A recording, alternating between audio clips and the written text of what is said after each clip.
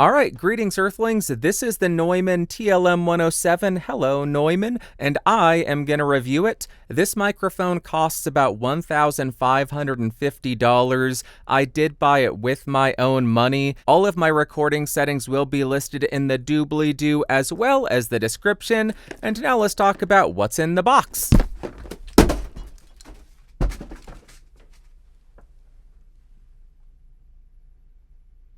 What a shocker, you get the microphone, you get a very nice feeling shock mount, a 5/8 to 3/8 inch microphone stand adapter, and a little bit of documentation.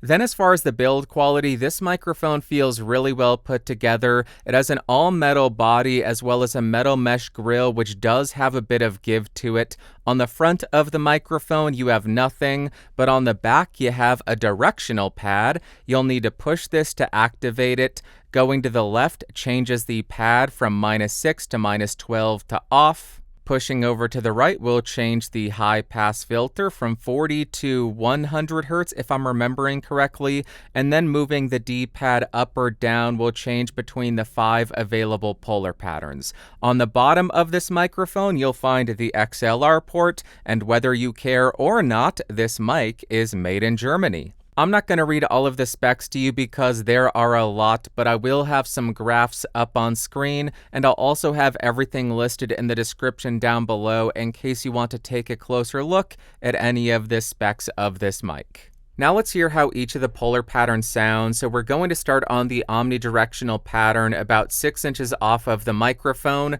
This is omnidirectional, and here's how it sounds. Moving over to the wide cardioid polar pattern, this is the wide cardioid polar pattern at the exact same distance, exact same settings. This is wide cardioid. Now we are on the standard cardioid polar pattern, same distance, same gain setting. This is going to be one of the more popular options. Here is how the 107 sounds on the cardioid polar pattern. Now here's how the 107 sounds on the hypercardioid polar pattern. This is the hypercardioid polar pattern on the Neumann, hello Neumann, TLM107. And lastly, we have the figure 8 polar pattern on the TLM107. This is the figure 8 polar pattern on the TLM107, 6 inches off, same gain setting, all of that stuff.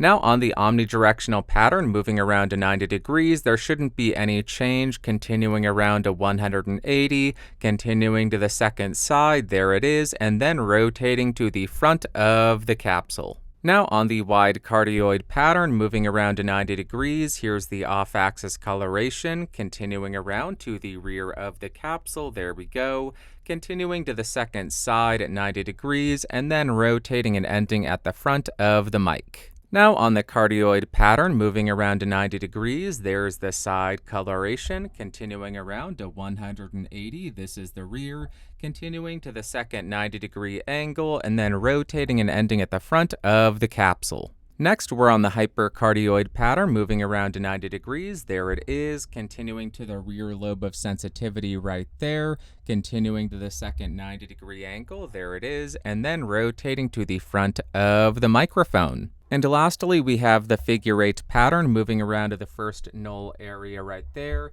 continuing around to the rear lobe of sensitivity, there it is, continuing to the second dead area there, and then rotating to the front of the mic. Now let's see how effective the 107 is at rejecting plosives. Please provide pizza pronto. Please prepare provided pizza. Please prepare pizza pronto, pals. Sorry about the mouth clicks, but right now I am right on top of the 107, and here's how it's sounding. Now about 6 inches off of the 107 with it pointed at the corner of my mouth, and here's how it sounds. Now about 1 foot away from the 107, about 2 feet away from the TLM107, and about 4 feet away from the Neumann TLM107. Now I'm typing on a Gateron Blue Switch keyboard to hear how much of that it picks up. And for the gamers, here are the SAD W and spacebar keys. Now here's how the 107 sounds about 6 inches from my mouth on the cardioid pattern in a relatively well-treated room. And now here is how the 107 sounds about 6 inches away from my mouth on the cardioid pattern in a completely untreated room.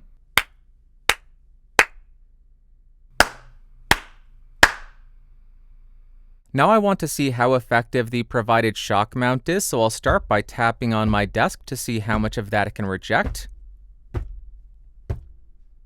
And then I will tap on the boom arm.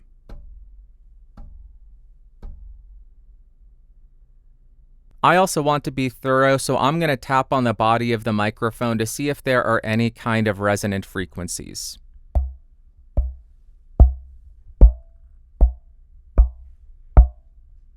Now I am right on top of the microphone to exaggerate the proximity effect, and here's how it sounds without the high-pass filter engaged. Now I have engaged the 40 Hz high-pass filter. You should hear a little bit of rumble get cleared up, but you're still going to have all of that body. This is the 40 Hz high-pass filter. And now I have the 100 Hz high-pass filter engaged. You should hear a lot of that body and mud get cleared up. This is the 100 Hz high-pass filter on the 107. And just so you hear it back to back, now I have the 107 with the high-pass filter disengaged. Now let's hear how the pad is engaged on this microphone, so I will keep talking as I engage the -6 dB pad. We don't hear any immediate attenuation. Going to -12 dB, it continues to gradually decrease, and then if we disengage it, we should gradually return back to 0 dB while the pad is disengaged, and I popped the microphone. Sorry about that. I also want to let you hear this microphone running through some outboard preamps. First up, I'm running the 107 through the Warm Audio 73 EQ. The EQ is bypassed. I have 40 decibels of gain, and I am running at +4 dBu line level into the Universal Audio X8, 24-bit 48 kHz. This is the WA73 with the TLM107. Now I have the 107 running through the LA610 Mark II. Gain is set at +10, so as much tube coloration as we can get. Level is set at 3.5. EQ is off, compressor is off, running into the UA-X8 24-bit 48 kHz. Here is the TLM107 running through the Universal Audio LA610 Mark II. Now let's do a whole bunch of spoken word comparisons between the 107 and other microphones. Here is the 107, 6 inches off with the gain set at 37 dB. Let's hear the first mic. Starting on the Audio Technica AT2020, 6 inches off, gain at 37 dB. This microphone costs $100. Let's do a lot more comparisons. Back on the TLM107, there are no pads and no filters engaged. Let's go to the next mic. Next, I'm on the AKG P420 Cardioid pattern, no pad, no filters, 6 inches off, gain at 33 decibels. This microphone costs $200, and here's how it sounds compared to the 107. Here is the TLM107 again, nothing has changed, same distance, same gain. Let's hear some more. Now I'm on the Rode NT2A, 6 inches off, gain at 37 decibels, cardioid pattern, no high-pass filter, no pad engaged. This microphone costs about $400, and that's the comparison to the 107. This is the TLM107 again to function as a palate cleanser. That's enough talking, let's move on.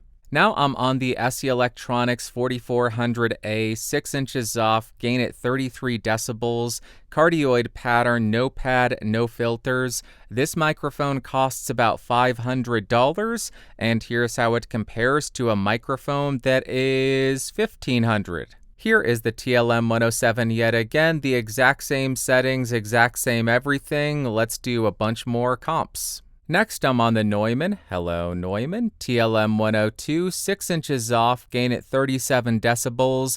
This does not have any pads or filters, and it is teeny tiny. This microphone costs about $750, and here's how it sounds compared to a mic that is 2 times the price. Alright, here's the Neumann, hello Neumann, TLM107 again, let's hear some more microphones. Next, I'm on the Neumann, hello Neumann, TLM103, 6 inches off, gain set at 33 decibels. This also doesn't have any polar patterns, pads, or filters. Very bare bones microphone. This costs about $1,200, and here's how it sounds compared to the 107. I am back on the 107 again to clear out your ear holes. That's enough talking, let's move on. Next, I'm on the AKG C414 XLII, 6 inches off, gain at 33 decibels, cardioid pattern, no pad, no filter engaged. This microphone costs about $1,200. I would say this is a direct competitor to the 107, and now you know how it sounds compared to the 107. Let's move on. I believe we're over the hump, and here is the 107 again, another palate cleanser. What's the next one? Now I'm on the Austrian Audio OC818, about 6 inches off, gain is set at 37 decibels, no pad, no filter, cardioid pattern. This microphone costs about $1,250. This is another direct competitor to the 107, and here is how it sounds. Now you know. Hey, I'm back on the 107 again. Talk, yap, that's all I do. Let's do more. Now I am on the Neumann TLM49, 6 inches off, gain set at 37 decibels. This microphone doesn't have any pads, filters, or polar patterns. It is another very bare bones microphone. It costs about $1,700, so a little bit more than the 107, and here's how it sounds compared to the 107. Here is the 107 again. Nothing has changed. It's another palate cleanser. Let's hear another. Next, I'm on the Microtech Gefell UMT70S, 6 inches off, gain set at 37 decibels on the cardioid pattern. This microphone costs about $1,765. This is another more direct competitor to the TLM107. It is also from the original Neumann. So that is the Gefell. Let's go back and do a few more. Now here is your penultimate palate cleanser on the TLM107. That's enough. Let's hear the second to last mic. Next, I'm on the Shure SM57, 6 inches off, gain set at 57 decibels. I know this isn't a fair comparison. This is meant to be a point of reference. It's a $100 ubiquitous dynamic microphone.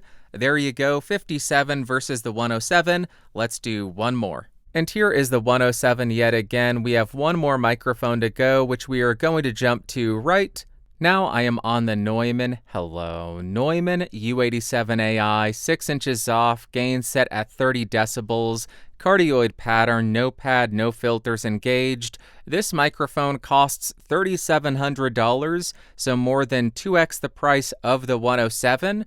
Are you getting 2x the microphone? You tell me.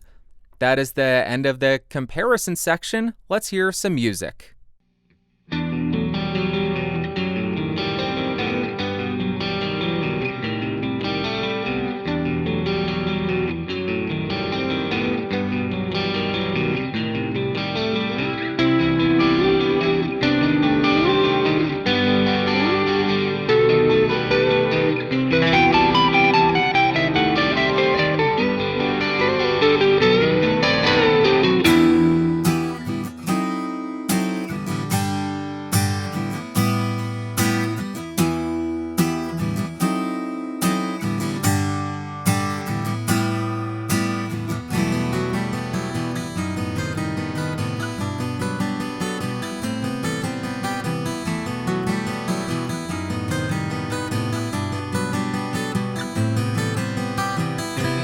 Take a walk and hit the street, 'cause you've ruined everything. You're on your own, you get nothing. Now this pizza's just for me. All I want, big massive pizza, my stupid mouth. That's it, nothing more. Other than to conclude this video, which we will do right now. Anybody home? Anybody home? Think, McFly! Think! All right, I would say this is a fairly versatile microphone as long as you like the sound of it. And first up as far as pros has to be the versatility because of the multiple polar patterns and the pads. You also get two really nice sounding high pass filters, and I found the shock mount to be very effective. Great accessory there. But then we get to the cons of this thing, and first up for me is the wind and plosive rejection. It is far from great. I think that I popped this microphone more than I have any other mic I've reviewed over the last 5 years, and I thought I was being pretty careful. I also noticed a bit of sibilance in the higher frequencies. My S's were just sharp and not the most pleasant to listen to. And then we get to the nits that I want to pick, or at least provide an FYI. For a condenser microphone, I found this a little bit on the quiet side. Also, for this price, please, firm microphone clip as well for $1,500. Come on. Also, it would be wonderful if they included a dust cover. I have to use a glasses case when I'm done with this to keep dust from getting on it, so the inclusion of that would be awesome as well. And lastly, the D-pad or joystick on the back is not my favorite way to manipulate all the settings on this thing. It is fine. I don't like having to push the button to activate it to see what my settings are. I don't like having to go around to the rear of it to make sure I know what I'm set at either. It's not the worst, but it is just not my favorite implementation of selecting all the features. And now, what are my overall thoughts and opinions of the Neumann TLM107? As far as the overall sound, I would classify this as a slightly brighter sounding microphone. You get plenty of oomph and body in the bass and low mids. It doesn't sound weak or anemic, but it also doesn't sound muddy or unclear. The mids, upper mids, and presence region are nice and neutral. I would classify them as clean and open sounding. And then you get this boost in the treble region, which makes this a bright microphone, and also a little bit on the airy side, but not too much. On the electric guitar, I thought the bass and mids were nice and balanced, and then you got that bump in the treble region, which gave it a nice amount of liveliness. On the acoustic guitar, you can really hear that treble bump, and it just makes it sound so exciting. If you want that bright and articulate sound, it's great for it. If you don't want that, look elsewhere. This is a bright, trebly mic on the acoustic. For singing vocals, I thought this worked really well here. I really dug how clear and neutral the midsection was, and then that boost in the treble region gave just the right amount of life to the vocals without sounding overbearing in my opinion. The microphone obviously does not improve your ability to speak English, though. And lastly, for spoken word, I think it's fine, but I am not in love with it. I do like the bass and mid frequencies, but I find the treble boost to be just a bit too much for spoken word. I know some people love that. If that's what you're looking for, it gives you that brightness, that liveliness. But for me, or to quote Bill Burr, for me, I just don't think that's necessary for spoken word because solo spoken word content isn't competing with anything really for the attention in the mix. To wrap up, would I recommend the Neumann TLM107? Kind of. If you like the sound of this microphone and you don't need all the additional features like the multiple polar patterns, the pads, or the high-pass filters, I think you could go with the TLM102, which I found to sound fairly similar. It lacks all those additional features, and you would shave yourself a couple $100, $700, $800. But if you like the sound of the TLM107 and you do need all of those polar patterns, you need those filters and those pads, then I think this is a pretty nice offering. I thought it sounded great on all the music tests, but if you get this, I highly recommend getting it with the shock mount, or at least getting it knowing you have a shock mount it will fit with, and making sure you use a pop filter with this thing because it does not do well with those at all.